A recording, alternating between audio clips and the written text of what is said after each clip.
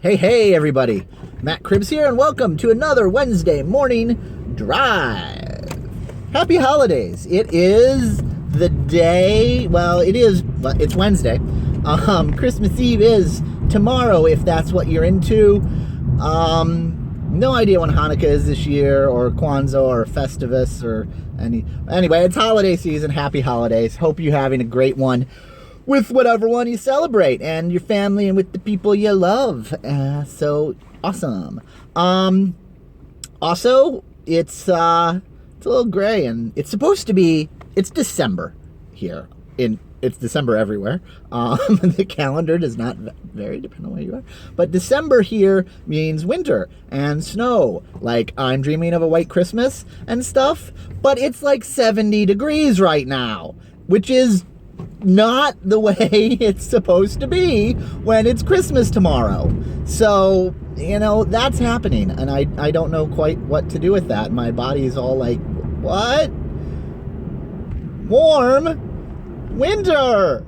So we'll figure something out and see what happens with that. Anyway, what else did I had this all planned. I'm going to talk about A, and then B, and then C, and then you press record, and that all goes out. Thank you guys very much for all the support, all the subscribes, likes. Keep them coming. Keep the comments coming. Yes, responding. I'll do that today. That's my one thing, my one job for today. If I do nothing else today, I will consider it a success if that happens. But keep them coming. I love hearing from you guys. It's great. It keeps me inspired to do this. Other news. Anyway, we have a couple new Ryotcraft members. I won't tell you who they are right now because I think announcement videos will be coming up. But very cool stuff. Very, very cool people. Love the stuff they're putting out. Very, very excited to play with them.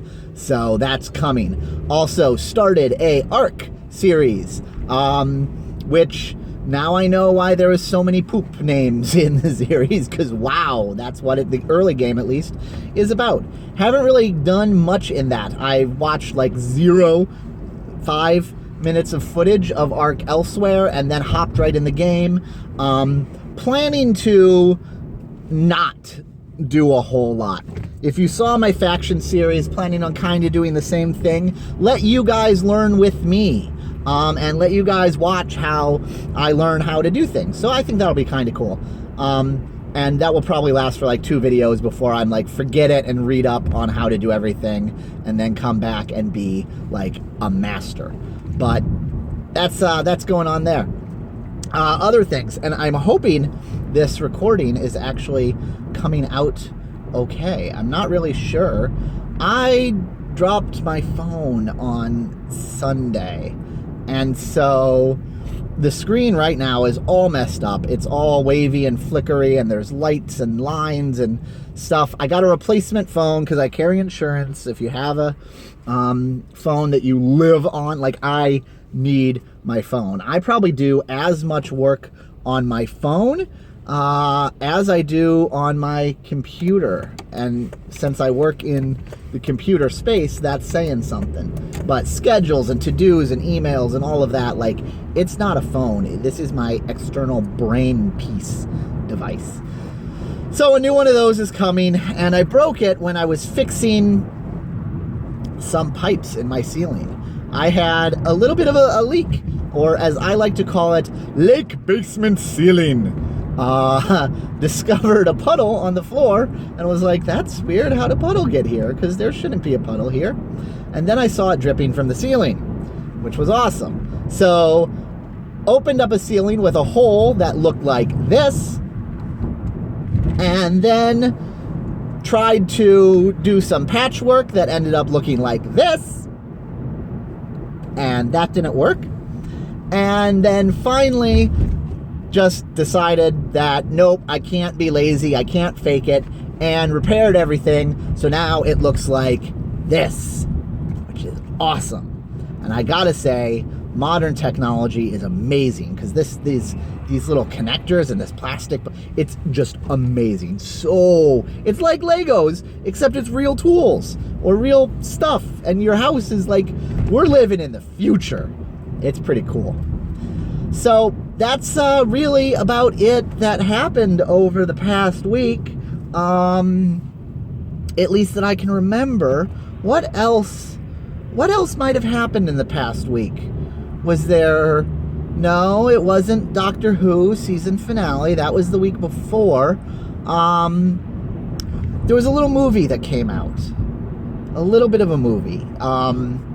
Yeah, Star Wars. And I saw it on Thursday. A sneak preview, which was pretty cool. A little bit of a bummer because it was in 3D. And I'm not really a fan of 3D. And it wasn't the fault of the people. It was awesome. Organized by my company. It was amazing time. And hard work was put into it. It was actually the theater that had screwed up.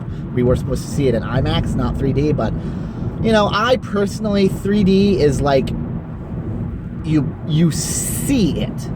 Like when you're watching a movie, you know there are pictures on the screen that are just like flickering on and off, and they're creating the illusion of motion, but you don't notice that. When you're watching a movie, you just notice people moving and talking and the story. But when you watch a 3D movie, at least still, like, you notice the 3D effects. And when I'm watching it, I'm sitting there and something comes out and I'm like, oh, look, whoa, that's coming out at me. That's a 3D effect. And that ruins the story. That takes you out. That rips my brain out of the story I'm watching and puts me back in that seat in the theater watching a thing on a screen. And so 3D like spoils the immersion. It becomes it's a gimmick, and it reminds me that I'm only watching a movie, and I'm no longer, my brain place is no longer inside the story. So, you know, that's why I hate it. But anyway, watched it because, hey, early screen, yeah, I put up with it. So that's the way it goes. And so from now on, if you haven't seen the movie, I'll try not to get into big spoilers, but there may be some spoilers, so if you might want to go watch someone else's video, and let's watch my engagement scores drop right now. So, Star Wars Episode 7, The Force Awakens, which I always call The Force Unleashed because my brain place gets confused about video games and movies and blah. So, yes. It was alright, I guess. It wasn't my favorite Star Wars movie. It wasn't the worst. Episode 1 and 2, I think, win for the worst. Number 2, personally, I think was worse than number 1. But number 1 was pretty bad too. And after I saw Force Awakens in my house on Sunday, we watched episodes 4, 5, 6, 1, and 2. Did not get to 3 because it was like midnight. And so we didn't finish that. But did a lot of watching because now I'm back in the Star Wars universe and love even the bad ones. So, yeah, I put it kind of definitely after the first 3, kind of by Sith and 3. First 3 release order. So why? Everyone's saying, oh, it's amazing, oh, it's great, oh, it's all that. Why did I personally not think that same thing? Number 1, it was fun. It was really fun. I liked the experience. I liked being there. And I liked the characters. The characters were cool people. They were interesting characters. But as a movie, it didn't work for me. And I think there's a couple reasons. I've thought about it now. 1, it was fundamentally not a sequel. It was a reboot. It was a reboot of the Star Wars franchise for a new audience or whatever. But I didn't want a reboot. I wanted a sequel. So you don't need to reboot the story in order to start with a new cast. I mean, it's happened before. But this one just like, it didn't feel so much like a continuation of the Star Wars we know and love. It felt like a new series that was kind of Star Wars. And so not what I wanted. And not what I think we deserved. Number 2, it was basically unforgivably lazy plotting. I mean, the ties back to A New Hope, and, you know, I don't know if the intent was to do an homage to it, probably related to this reboot concept, but it was a retelling of A New Hope, and just that's unforgivable. Like, everyone involved with that decision should have woken up and said, what are we doing? This is supposed to be a new movie. Why are we copying verbatim the big plot points of this movie that was already there? Just unfathomably bad decision making on the part of everyone involved with that, because it didn't, the plot points from A New Hope just didn't fit with the new story. Things that were just like, you know, in A New Hope, running into Han and Chewie in the bar, they were just some smuggler that happened to be in the bar. It didn't matter that it was Han and Chewie. It could have been anyone, and the story still would have happened, with, you know, a cool character. So Han just kind of got lucky that he was the guy that was there when it happened. But, you know, finding the Millennium Falcon on Tatooine version 2, just coincidence. So a lot of the things that happened, and you know, going to the Death Star 3 Death Planet Star Killer, oh, it's bigger but the same weakness, silliness and ridiculousness. Like, it got beyond the level of an homage and the level of being inspired by, to mindlessly following plot points from A New Hope that didn't make sense. So that really, really bothered me. And tied in with that is the characterization. So the characters, while as individual people were cool, just did not make sense within the universe and with the storyline that was created. Number one, Poe. Poe was worthless. He was an interchangeable X-Wing fighter pilot number 5. Like, his character was a cardboard cutout and had really nothing interesting to make me care about him. Number 2, Finn. Finn was funny and very charismatic and hilarious, which is completely unbelievable for a former stormtrooper. This kid, think about it, this kid was orphaned, taken from his parents, raised from a very young age to be a soldier, and a mindless soldier that just followed orders. And then he decides, for a crisis of conscience, which had zero explanation for, really, he got blood on his helmet and all of a sudden he's done with the dark, or the First Order. So really no soul searching, no finding out what his motivations really were for doing this. He just decided to be a good guy, and poof, he's good without any quandaries that he just betrayed everything he was raised to believe. And not only that, all of a sudden he's a clown. He's a funny, humorous clown there for comic relief, which I don't buy it. It doesn't make sense, given his upbringing and his experience so far, that would be the personality he would have. So, didn't make sense as a character. Number 3, Rey. Rey was B.A. Rey kicked butt. In fact, Rey kicked so much butt that she was boring. She got into, you know, all these problems and all this adventure that happened to her, and it was like, oh, we're captured. Wave the Force. We're not captured. Okay, where's the tension? Where's the difficulty getting out of these situations? You just, with no training whatsoever, only watching a half-trained, non-Sith, dark Jedi apprentice do a mind trick, all of a sudden, bam, you do a mind trick? Number one, that's not how the Force works in anything we've ever heard of before, but suddenly it does. And even Anakin, who was, you know, supposed to be the strongest Jedi ever before her, if Rey is stronger than Anakin, but even he needed training to do anything more than display an uncanny amount of skill at an activity.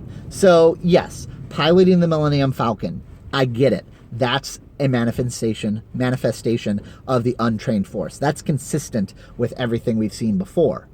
Jedi mind tricks, Force pulling lightsabers, not consistent. No one has ever been able to do those advanced uses of the Force without any training whatsoever. Hey, it's the Force, it's mystical, it doesn't make sense how it works, it's not a real thing, but there have now been 6 movies made that tell the story of this and have established rules for how it works. You can't just throw all those away and ignore them. So, yeah, insanely powerful, unrealistically powerful given the rules of the universe that have been established.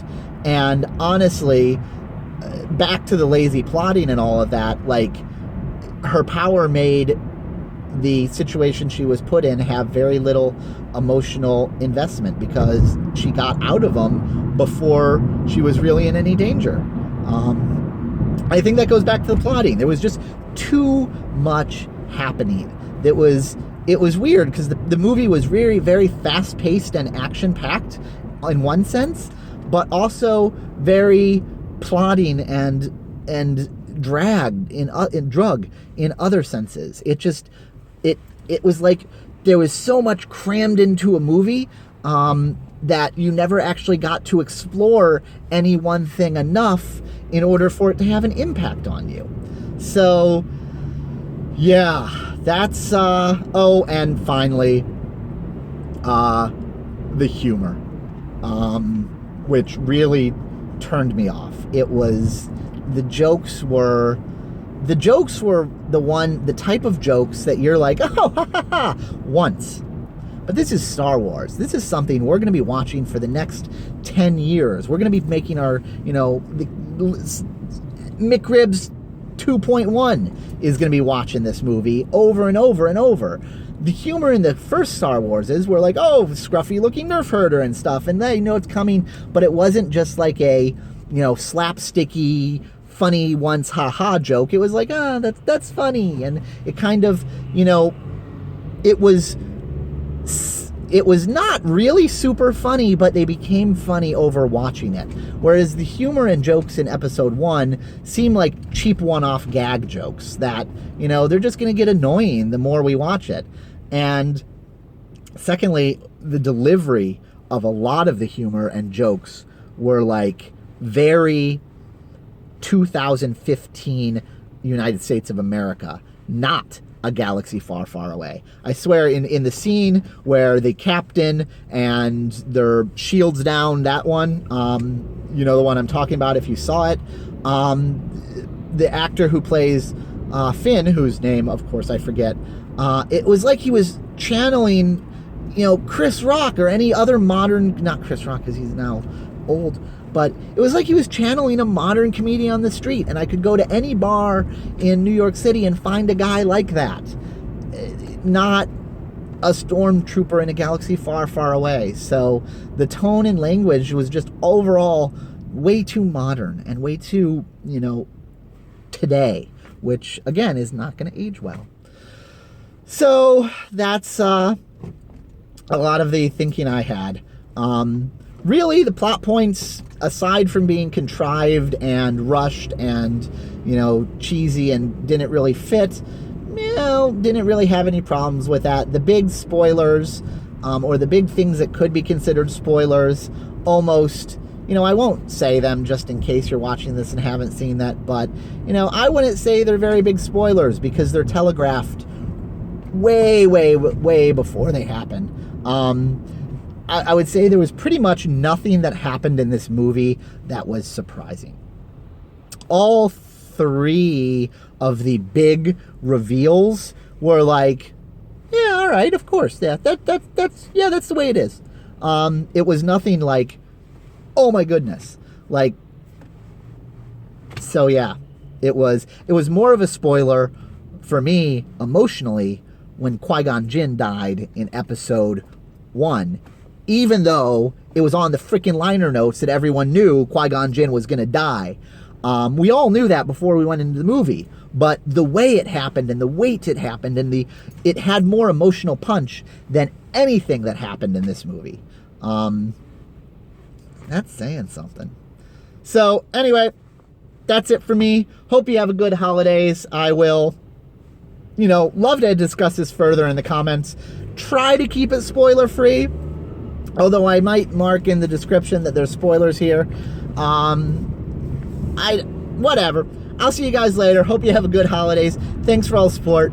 Bye.